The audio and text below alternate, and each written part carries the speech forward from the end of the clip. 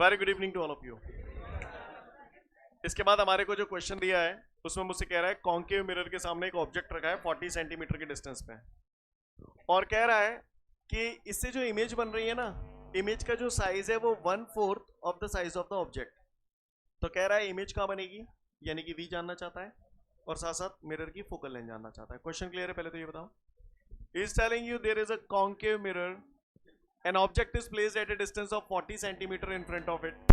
If the size of the image is 1/4 of the size of the object, then calculate the position of the image and also calculate the focal length of the mirror. Simple clear है? पहले ही पूछ रहा हूँ, बोल रहा हूँ, जिससे पूछा जाएगा वही जवाब देगा, बाकी के लोग साइलेंट मोड में बैठेंगे। जो अच्छे बच्चे हैं ध्यान से देखना, अच्छा क्वेश्चन है, ठीक है? तो मैं चुन चुन के पूछूंगा, इसलिए बहुत अलर्ट मोड में बैठिएगा। यू हो गया हमारा -40, इमेज दे रहा है, v पूछ रहा है, f पूछ रहा है, तो मैं थोड़ा सा इसको v को मैं इधर लिख देता हूं और f इधर लिख रहा हूं, ठीक है जी। चलो भैया o को नीचे ले आऊंगा तो ये i अपॉन o हो जाएगा, is equal to 1/4। i upon o क्या होता है? अब m उतना सीधा काम नहीं है बॉस, m का ही खेल है यहाँ पर। अब मुझे मालूम है अगर वर्चुअल इमेज होती है तो अगर वर्चुअल इमेज होती है तो मैग्निफिकेशन कैसा होता है? पॉजिटिव। और अगर रियल इमेज होती है तो मैग्निफिकेशन।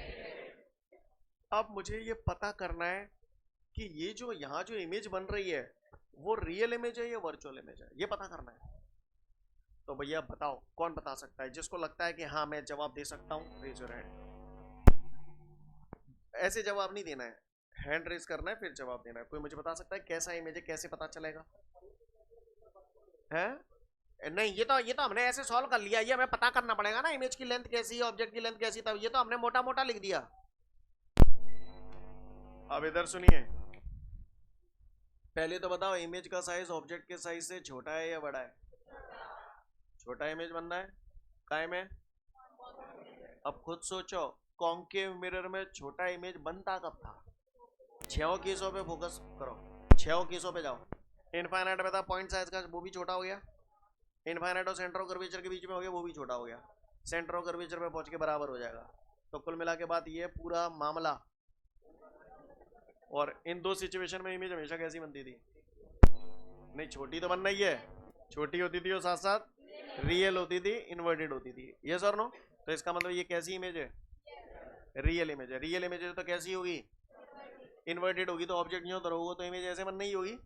अब आप बताओ लेंथ ऑफ द इमेज हमें कैसी लोगे? नेगेटिव लोगे या पॉजिटिव लोगे? नेगेटिव। और ऑब्जेक्ट का लेंथ पॉजिटिव, तो आई अपॉन एम हो गया, नेगेटिव उधर पहुंच जाएगा। समझ में आई बात? यही कलाकारी है इसमें, बस और कुछ बचा नहीं। समझ गए आप बात को? तो बस अब क्या चमका दो। v निकालना है आपको, m आपका आ चुका है, m बराबर -v अपॉन u। m की वैल्यू हमारी होगी माइनस का 1/4 is equal to minus v। v कितना है हमारा? v हमें फाइंड आउट करना है। u कितना है हमारा? -40। सीन क्लियर है ना सभी को? माइनस से माइनस उड़ा लो, 4 10 से 40, -10 का 1 से मल्टीप्लाई करूंगा तो v बराबर -10 centimetre. I hope you understand guys, you understand that? अब हमारा ये v आ गया, मुझे f चाहिए, क्या लगाऊं? तो 1/f is equal to 1/v plus 1/u। तो ये हो जाएगा हमारा 1/f is equal to 1/v कितना है? v हमारे पास -10 है, तो it becomes -10 plus 1/u। Where is u? -40। अब तो कर लेंगे, बोले भैया सॉल्व करेंगे तो ये आई थिंक 13.33 कितना आ रहा है? 13.33 -8 जो भी आ रहा है, मुझे कुछ ऐसा याद है कि शायद कर लोगे ना? हाँ सॉरी, -8 तो आएगा। सीन क्लियर है सभी को? कर पाएंगे हम लोग? एक बार हाँ बोले।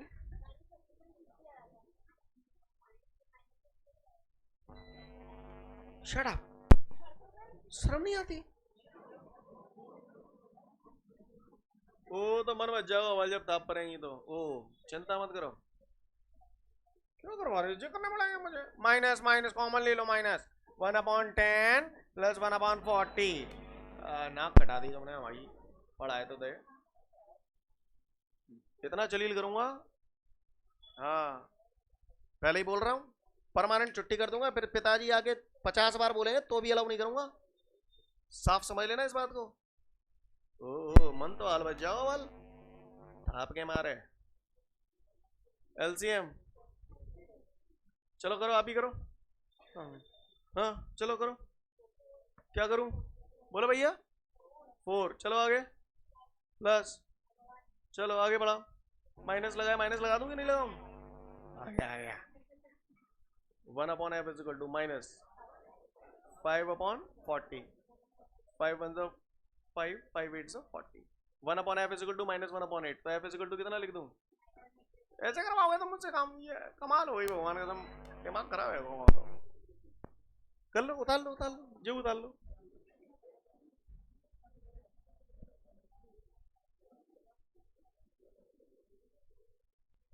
उम्मीद करता हूँ सभी का ये हो गया होगा। इसके बाद हमारे को अगला न्यूमेरिकल दिया है, उस न्यूमेरिकल में मुझसे बोल रहा है कॉन्केव मिरर है, ये मैंने कॉन्केव मिरर बना दिया। इस कॉन्केव मिरर की फोकल लेंथ दे रहा है 10 सेंटीमीटर और कह रहा है कि कॉन्केव मिरर के सामने ऑब्जेक्ट को कहां रखा जाए, यानी यू जानना चाहता है। कॉन्केव मिरर के सामने ऑब्जेक्ट को कहां रखा जाए, यानी यू जानना चाहता है। मिरर का फोकल लेंथ 10 सेंटीमीटर, तो भैया कॉन्केव मिरर में फोकस इधर होता है, तो इसलिए फोकल लेंथ मैंने नेगेटिव रखा है। अब वो कह रहा है कि यहाँ जो इमेज बन रहा है ना, वो 5 times of the size of the object, और रियल इमेज है, यहाँ बोला है उसने कि रियल इमेज है, अभी तक नहीं बोला था, इसमें बोल रहा है रियल इमेज है। तो भैया ओ को मैं नीचे ले आऊंगा, तो I/O इज इक्वल टू 5। अब रियल इमेज है तो जाहिर सी बात है इन्वर्टेड इमेज होगा, इन्वर्टेड इमेज होगा तो लेंथ ऑफ द इमेज क्या लिखूं, नेगेटिव या पॉजिटिव है, नेगेटिव, और length of the object I/O हो गया एम माइनस का, माइनस उधर ट्रांसफर कर दिया -5। अब बात समझ रहे हैं? तो कह रहा है एम ये दे रहा है, एफ ये दे रहा है, यू आपसे जानना चाहता है। तो हमने बचपन में पढ़ा था M is equal to relation पढ़ा था F/F माइनस यू, चमका दो M-5, F कहाँ F -10 minus u. Got everyone, scene clear है? माइनस से माइनस कैंसिल, 5 1 5, 5 2 10, क्रॉस मल्टीप्लाई कर दिया, -10 minus u is equal to 2, -10 2 को इधर लाऊंगा, -2 माइनस यू उधर जाएगा प्लस का यू, -10 -2 -12, तो u is equal to -12 centimetre. Got it everyone, note it down. चलिए उम्मीद करता हूं सभी का ये हो गया होगा। इसके बाद हमारे सामने जो अगला क्वेश्चन है, उस क्वेश्चन में मुझसे बोल रहा है कॉन्वेक्स मिरर है, खड़े जा प्रांजल, कॉन्वेक्स मिरर है, कॉन्वेक्स मिरर के सामने ऑब्जेक्ट रखा है 40 सेंटीमीटर के डिस्टेंस पे, रख दिया भैया 40 सेंटीमीटर के डिस्टेंस पे, u इज इक्वल टू हमारा -40 हो गया। अब वो कह रहा है इसका जो इमेज बन रहा है ना, वो 10 सेंटीमीटर के डिस्टेंस में बन रहा है। तो प्रांजल ये बताइए ये पॉजिटिव लूं या नेगेटिव लूं, क्यों? हाँ क्लियर है, कॉन्केव की 6 और कॉन्वेक्स की 2, सिचुएशन क्लियर है। कॉन्वेक्स मिरर में इमेज हमेशा इस तरह बनता है, याद आ रहा है सभी को, अच्छी बात है, तो इसलिए V पॉजिटिव लिया जाएगा। समझ गए मेरी बात को? अब वो मुझसे पूछ रहा है focal length of the mirror बताऊं, अब आप ही बता दो जाको आंसर पॉजिटिव आओ या नेगेटिव आओ, क्यों आओ पॉजिटिव, क्योंकि हमें मालूम है कॉन्वेक्स मिरर का फोकस उस तरफ होता है। क्लियर है? अगर मान के चलो 3 ऑप्शन नेगेटिव होते, एक पॉजिटिव होता, तो मैं सॉल्व भी नहीं करता, डायरेक्ट लगा देता। समझ में आ रही मेरी बात? चलो खैर निकाल लो, 1/f इज इक्वल टू, अच्छा एक यहां तक सीन क्लियर है सभी को, 1/f is equal to 1/v plus 1/u, तो 1/f is equal to 1/v, v is 10, u -40, हाँ भैया 1/10 माइनस 1/40 कर दूं, लिख दूं आंसर डायरेक्ट, करूं ले, ऐसा मत करो यार मेरे साथ है। ठीक है थैंक यू, तुम समझ गए मेरी बात को, 13.33 centimetre. To be very frankly मैं आपको एक बात बताऊं, टू बी वेरी फ्रेंकली यार, जो चीजें आप लोग कर सकते हो यार वो करना चाहिए आपको। इतनी बड़ी क्लासेस में ये सब चीजें नहीं है कि ये कैलकुलेशन आपको बताई जाएंगी। मैं गुस्सा नहीं हूं पर मैं सच कह रहा हूं, समझ गो, उतार लो। चलिए उम्मीद करता हूं यहां तक हो गया हो सभी का। इसके बाद अगला क्वेश्चन है हम लोग के सामने, उसमें मुझसे बोल रहा है कॉन्केव मिरर है, तो ये कॉन्केव मिरर है, ये कॉन्केव मिरर है, कॉन्केव मिरर का फोकल लेंथ 10 सेंटीमीटर दे रहा है। मैंने माइनस का 10 क्यों लिखा है, पोल ये रहा, फोकस ये रहा, तो फोकल लेंथ कितना हो गया -10 सेंटीमीटर। सीन क्लियर है? हाँ ठीक है, अब वो कह रहा है इस मिरर के सामने ऑब्जेक्ट कहां रखा जाए, यू जानना चाहता है। ठीक है, मैं आप लोगों का आईक्यू चेक करना चाहता हूं कौन कितना अच्छे से पढ़ता है। पहले ही बोल रहा हूं, पूरा फोकस करोगे तो चीजें ज्यादा बेहतर समझ में आएंगी। क्लियर है? और नहीं करोगे तो वाट आप ही की लगेगी, हमारा कुछ नहीं है। अब वो कह रहा है इमेज का जो साइज है ना वो 5 times that of the object है। The size of the image is 5 times that of the object, और कह रहा है वर्चुअल इमेज बन रही है। अब आप बता दो। हाँ, वेरी गुड, क्लियर। ऑब्जेक्ट कहां रखा है? पोलो फोकस के बीच में रखा है, यानी ऑब्जेक्ट कहीं ना कहीं यहां रखा हुआ है, क्योंकि मालूम है वर्चुअल इमेज तभी बनते कौन के मिरर में जब ऑब्जेक्ट पोलो फोकस के बीच में रखा रहता है। इसका मतलब ये बात क्लियर हो गई कि मेरा जो भी आंसर आएगा ऑब्जेक्ट यहीं तो रखा होगा, एकदम एकदम पोलो फोकस के बीच में ही तो रखा होगा, तो मेरा जो भी आंसर आएगा वो नेगेटिव आएगा या पॉजिटिव आएगा? आंसर मेरा नेगेटिव आएगा। दूसरा, मेरा आंसर जो होगा वो 10 सेंटीमीटर से छोटा होगा। अगर मैं 4 ऑप्शन है, 3 ऐसे हैं जो 10 से बड़े हैं, एक 10 से छोटा है, तो मुझे सॉल्व करने की जरूरत नहीं, मैं डायरेक्ट कर सकता हूँ। बात समझ में आ रही है? सीन क्लियर है? ऐसा होता है, वो आपके कॉन्सेप्ट चेक करने के लिए दिखता तो वो न्यूमेरिकल है, पर होता वो कॉन्सेप्ट से। न्यूमेरिकल से भी हो जाएगा, पर न्यूमेरिकल से टाइम लगेगा कॉम्पिटिटिव एग्जाम में। समझ पा रहे हैं मेरी बात को? और वैसे कॉन्सेप्ट से बन रहा है। आई होप यू अंडरस्टैंड। चलो अच्छी बात है, जैसा भी है। ओ नीचे ले आया, I upon O is equal to 5। चूंकि वर्चुअल इमेज है, वर्चुअल इमेज है तो ऑब्जेक्ट अगर ऐसे रखा होगा तो इमेज इधर बनता, तो याद आ रहा है? तो बताओ लेंथ ऑफ द इमेज कैसी लूं? लेंथ ऑफ द ऑब्जेक्ट कैसा लूं? आई अपॉन ओ एम प्लस का। क्यों प्लस का? समझ में आई बात? अच्छी बात है, आपका चमका दो। एम है, एफ है, यू जानना चाहता है, क्या फॉर्मूला है? M is equal to F upon F minus u. M हमारा कितना है?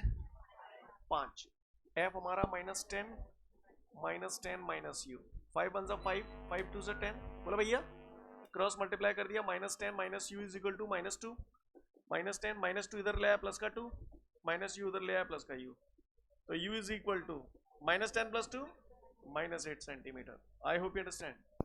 Note it down.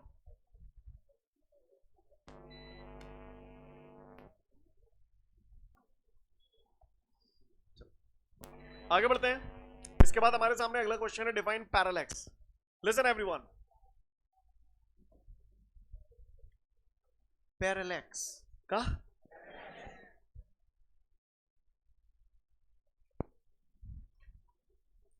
सॉरी, इसे हटाओ, पीछे पीछे करो।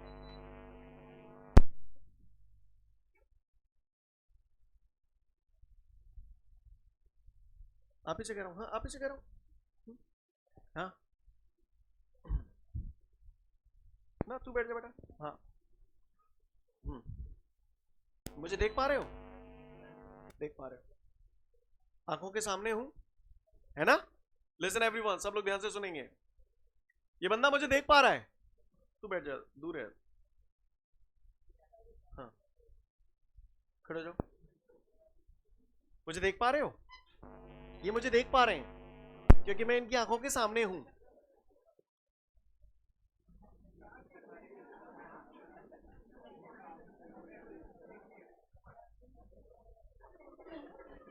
Listen everyone, low, not the matter of laughing. Activity कर रहे हैं हम लोग, ये नोट्स पीछे करो। आप मुझे देख पा रहे हो क्योंकि मैं इनकी आंखों के सामने हूं। सीन रिकॉर्डिंग चल रही है, चुप हो जाओ। तो ये मुझे देख पा रहे हैं, मेरे पीछे बोर्ड पे मैंने कुछ लिखा है। रुक जा, ए रुक जा मुंडा। ये सब यहाँ ये कर रहे हैं। सोच, एक आवाज एक ही कितने तेज आई है सेकंड की, तो कहाँ हो?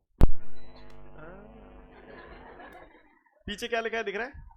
इसने बोला नहीं दिख रहा है। मैंने पीछे बोर्ड पे कुछ लिखा है, मैंने इसे पूछा क्या लिखा है, इसे नहीं दिख रहा है क्योंकि ये मैं और मेरे पीछे जो लिखा है वो इसकी आंख की लाइन की सीध में है। बोला भैया इसे नहीं दिख रहा। वहां दरवाजे पे चला जा, दरवाजे पे जा, वहां जा। अब बता, ओम इसे दिख गया? मेरे और बोर्ड पे पीछे जो लिखा है उन दोनों के बीच में डिस्प्लेसमेंट इसे वहां से जाके नजर आएगा, लेकिन सामने से नजर नहीं आ रहा था। इसे मैं अगर वहां पहुंचा देता तो भी इसे नजर आता। जो बोला समझ में आया? बैठ जा, माइंड इट। ये पैरेलैक्स था। Parallax is a kind of error. ये एक प्रकार की एरर होती है। अब ये क्या एरर है उसे समझने की कोशिश करते हैं। जो अभी मैंने इनको जो अभी समझाया वो समझ में आया आपको? अब मैं इसी बात को बोर्ड पे समझते हैं। ये दो ऑब्जेक्ट है, जैसे ये मैं था, ये मैंने बोर्ड पे ओम लिख रखा था, ये दो चीजें थी, और ये भैया सामने से ऐसे देख रहे थे। यस और नो? ये यहां से देख रहे थे तो मैं सामने था, पीछे जो ऑब्जेक्ट था वो नहीं नजर आ रहा था। क्योंकि एक ही सीध में रखे थे। इसको बोलते हैं line of site. Site, site माने दृश्य, नजारा। ये इस नजारे को देख रहे थे। इस नजारे में जो फ्रंट ऑब्जेक्ट था, जो कि मैं था, वो इन्हें साफ नजर आ रहा था, लेकिन इसके पीछे का नजर नहीं आ रहा था। इसको बोलते हैं लाइन ऑफ साइट, राइट। लेकिन जब इन्होंने अपनी आंख को शिफ्ट किया लाइन ऑफ साइट के इधर, तो इन्हें इन दोनों ऑब्जेक्ट के बीच का डिस्प्लेसमेंट नजर आ जाएगा। या मान के चलो वो इसे इधर शिफ्ट करते हैं अपनी आंख को, तो जब इधर शिफ्ट किया तो भी उसे डिस्प्लेसमेंट नजर आ गया, इधर शिफ्ट किया तो भी उसे इन दोनों ऑब्जेक्ट के बीच का डिस्प्लेसमेंट नजर आ गया। बोले भैया, इसी को बोलते हैं पैरालैक्स।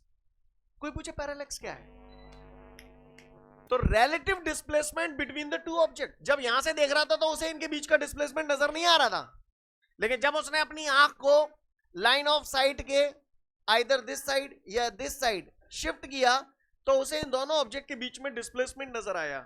क्लियर है? इसी को हम लोग बोलते हैं parallax. The relative displacement observed between the two objects. The displacement observed between the two objects कब? By shifting the eye on either side of the line of sight is called parallax. अब मैं इसको error क्यों बोल रहा हूं, इसको समझने की कोशिश कर रहा हूं, मैं इसे एरर क्यों बोल रहा हूं। तो आप ऐसे समझिए, अब मैंने समझा चुका हूं सब कुछ। थोड़ी देर के लिए ये मान लीजिए ये पूरी एक घड़ी है, इस पे नंबर डले हुए 1 2 3। Are you getting my point? ऐसे नंबर पड़े हुए हैं और मैं इसमें कांटा हूं। क्लियर? ये निडल है, ये निडल मान लो।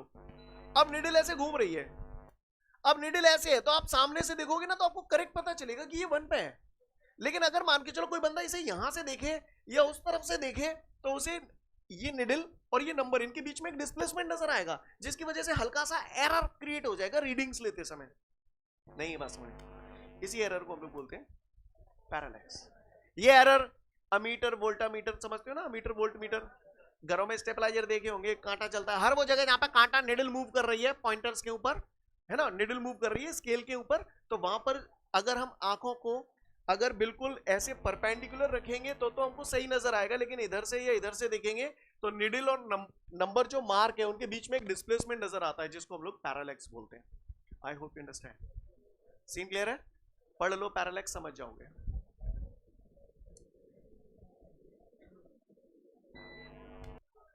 इसके बाद हमारे को कुछ एक नोट दिए गए हैं, तो वो नोटों के बारे में हम लोग जान लें। लिसन एवरीवन,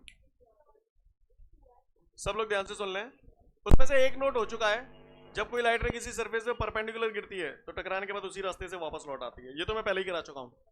अब बच्चे कुछ जो बच्चे हैं वो सुन लो ध्यान से, इधर ऑन द बोर्ड देखें ध्यान से, गौर से देखिएगा सब लोग। क्यों? ये बड़े बड़े स्फेरिकल स्फीयर होते हैं, इसमें से इसको काटा जाता है तब हमें ये मिरर मिलता है। सुना है ये पोल होता है, ये सेंटर ऑफ कर्वेचर है और ये रेडियस ऑफ कर्वेचर है, ऐसा हम लोग जानते हैं। कॉन्केव मिरर होगा ये, क्यों? तो ये मिरर गोलों में से काटे जाते हैं, स्फीयर में से, तो ये भी एक मिरर ही है।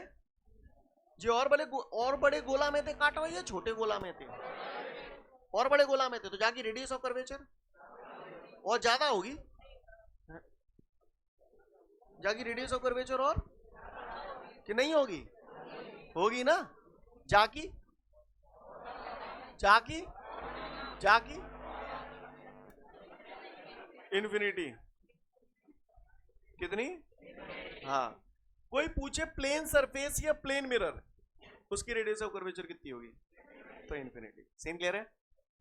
रेडियस ऑफ कर्वेचर इन्फिनिटी होगी तो फोकल लेंथ हमने बचपन में पढ़ा था F बराबर R/2। Radius of curvature infinity हो जाएगी तो फोकल लेंथ भी इन्फिनिटी हो जाएगी। कोई भी पूछे, पूछूंगा मैं, इस चैप्टर में आएगा बार बार, प्लेन सरफेसेस की रेडियस ऑफ कर्वेचर या फोकल लेंथ कितनी होती है, तो ऑलवेज से infinity. Got it everyone? Plane surfaces की रेडियस ऑफ कर्वेचर और फोकल लेंथ कैसी होती है?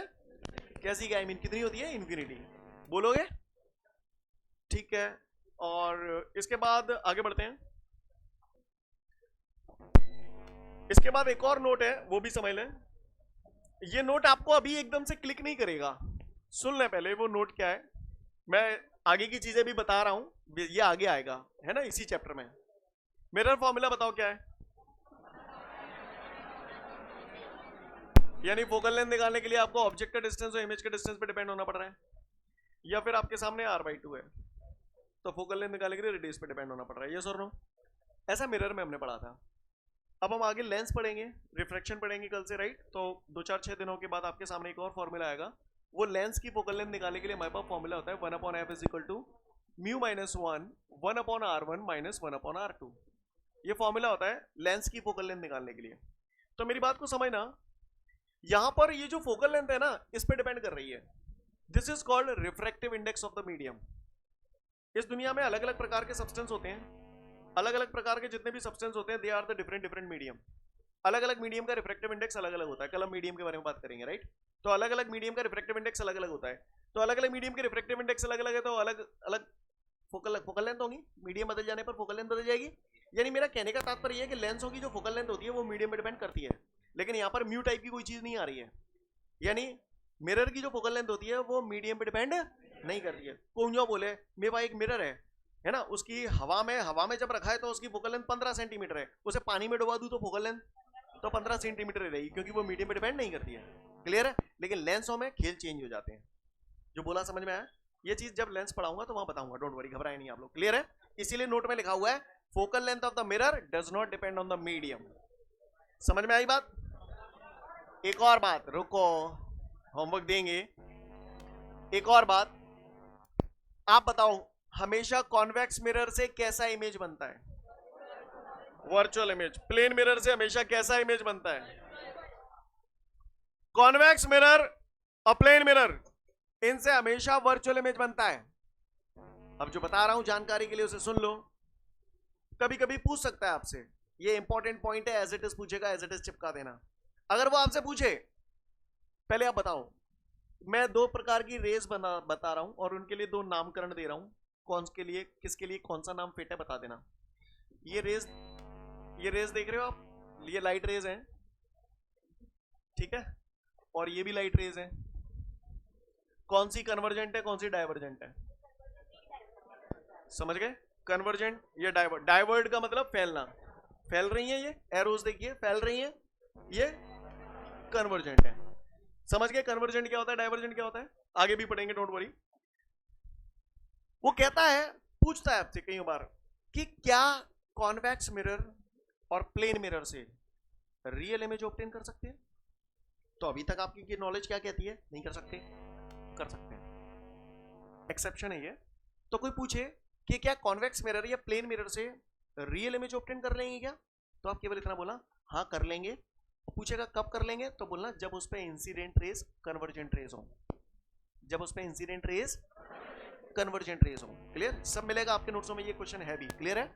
तो कोई पूछे कि क्या आप कॉन्वेक्स मिरर या प्लेन मिरर से रियल इमेज ऑब्टेन कर सकते हैं, तो बोला हाँ कर सकते हैं। कब? जब उस पर इंसिडेंट रेस कन्वर्जेंट रे हो। देखिएगा ध्यान से, ये कौन सा मिरर है? Plane mirror. ये मैंने प्रिंसिपल एक्सिस बना दी, गौर से देखिएगा। ये कौन सी रे है? कन्वर्जेंट रे है। ये मिरर इसे रिफ्लेक्ट कर देगा, तो ये यहां पर इमेज बन गई। आपने देखा था real image, virtual image. Virtual image में आप डॉट डॉट डॉट करके मिलाते थे, रियल इमेज में डायरेक्ट काटती थी, तो ये रियल इमेज है। कॉन्वेक्स मिरर, कॉन्वेक्स मिरर, ये कैसी रे है? कन्वर्जेंट। कैसी रे है? कन्वर्जेंट। मिरर इसे रिफ्लेक्ट कर देगा, तो ये इधर, ये इधर, तो यहां पर ये काट रही है, तो यहां इमेज बन जाएगी। कहानी समझ में आ रही है? बस इतना याद रखना। क्लियर? बाई चांस उसने ओटी में, ये कुछ एक इंपॉर्टेंट पॉइंट्स हैं, समझ रहे हैं ना। लड़ाई 90-95 तक की नहीं होती, 95 के बाद के जो 5 है उनके लिए बहुत लड़ाई होती है, समझ पा रहे हैं? तो उस टाइप की क्वेश्चंस के लिए। क्लियर? तो क्या आप कॉन्वेक्स मिरर या प्लेन मिरर से रियल इमेज ऑब्टेन कर सकते हैं? कर लेंगे हम लोग। ठीक है, तो आज के लिए पर्याप्त। नेक्स्ट वीडियो में फिर मिलेंगे। जय हिंद।